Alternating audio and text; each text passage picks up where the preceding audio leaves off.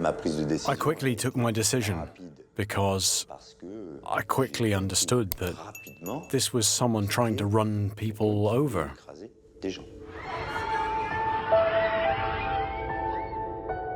And so I just had to do something.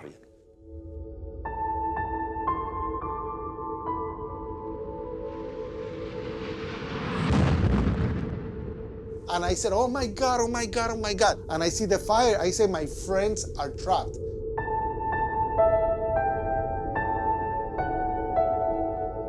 What happens in this split second where you tilt on one side or the other?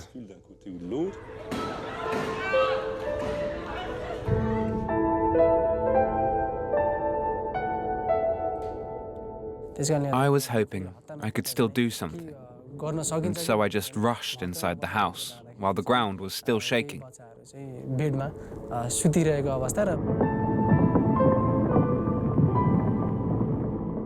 Wake up right now! I gotta go for your kids. Wake up or you're gonna die. You're gonna die. And he opens his eyes. He opens his eyes. Okay, this man is not breathing.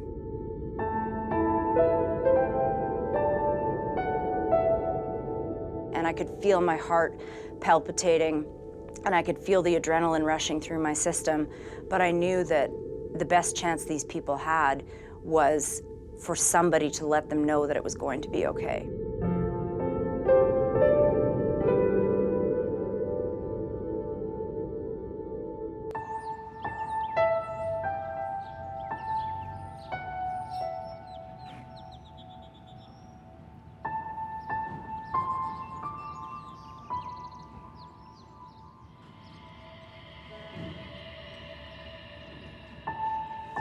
My name is Abigail Marsh. I'm a professor of psychology and neuroscience at Georgetown University, and I've studied the roots of altruism and compassion in the human brain for about 20 years. Everybody has read about people who save other people's lives. It's something that everybody's familiar with from news stories or movies, but it's completely different, as it turns out, when it happens. The accident happened when I was 19, and as I was coming back into town, crossing up over a bridge, a little dog ran out in front of my car. And the combination of swerving and hitting the dog resulted in my car starting to fishtail across the freeway. I finally came to rest in the fast lane of the freeway.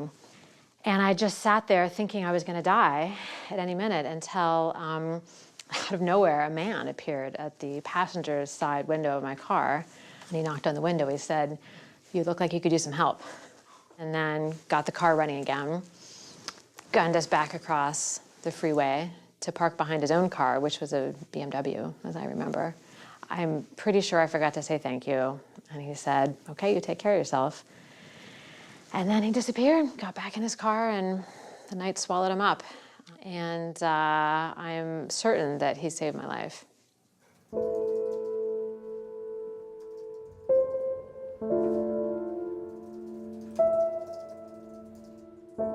I'm interested in the subject because I think it had a really profound impact on me to know that a stranger, by sheer luck, was willing to save my life despite not knowing anything about me, by not even having the good grace to say thank you.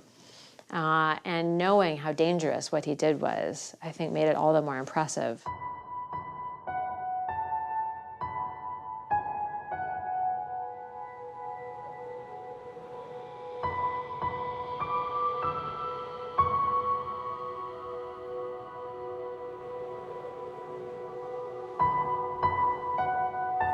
Care or compassion is itself motivated by just the apprehension or the inference that somebody else needs help, right? Somebody's in some sort of distress, they're in pain, they're in danger.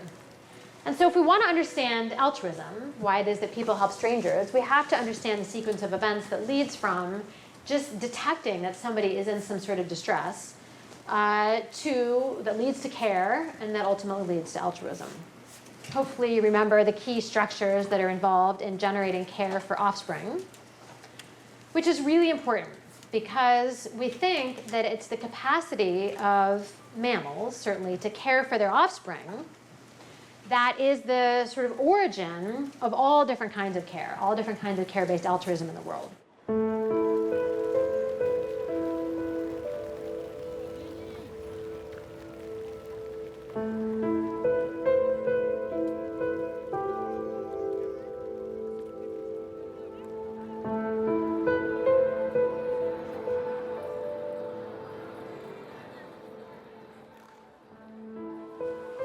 This is really kind of an amazing phenomenon at a species level.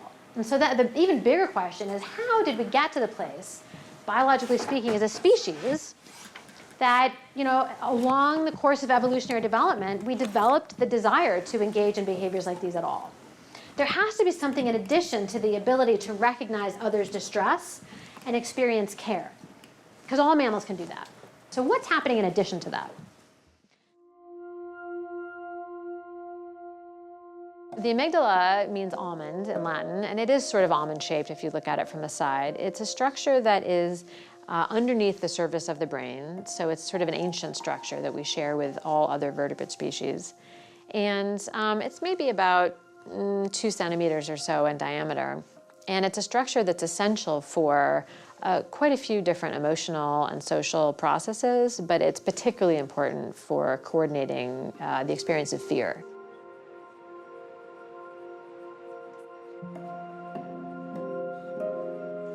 Okay, Kurt, how are you doing? All right. All right, we're ready to start the first scan. This is just a structural scan that lasts about 4.5 minutes, and you can just lie back and relax and hold nice and still while the scan is running, okay? Okay, will do. Perfect. But the group that we settled on for our first research was people who had decided to donate one of their own kidneys to a stranger, which is clearly an extraordinary form of altruism, to undergo surgery, to have a healthy organ removed, to be given to somebody that you've never met, and in some cases may never meet. So I looked at how we respond to the sight of somebody else who is frightened.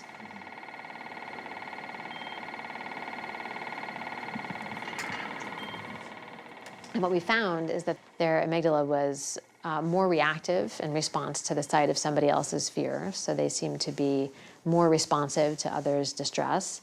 So it seems that somehow they're built with brains that are just more sensitive to the sight of other people's need.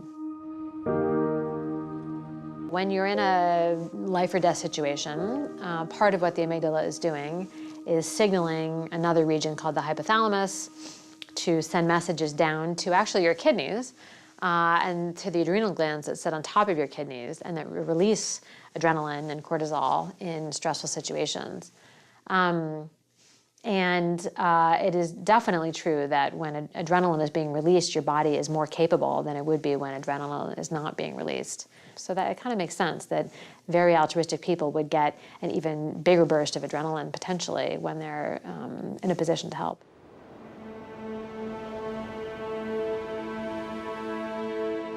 Learn that courage is not the absence of fear, but the triumph over it. The brave man is not he who does not feel afraid, but he who conquers that fear. People who donate kidneys to strangers or do other altruistic things, not people who are insensitive to fear. It's just they are able to overcome it when there's somebody else who needs their help more than they do.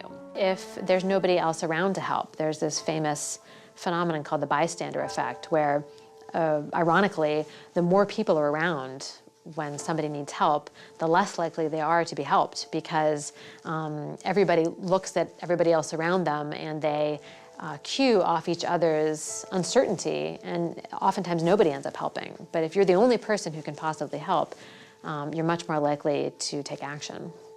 So, there have been people who in the past, this includes Darwin, who suggested that risky altruism performed to benefit strangers somehow violates the laws of nature, right? It's just inconsistent with the laws of biology.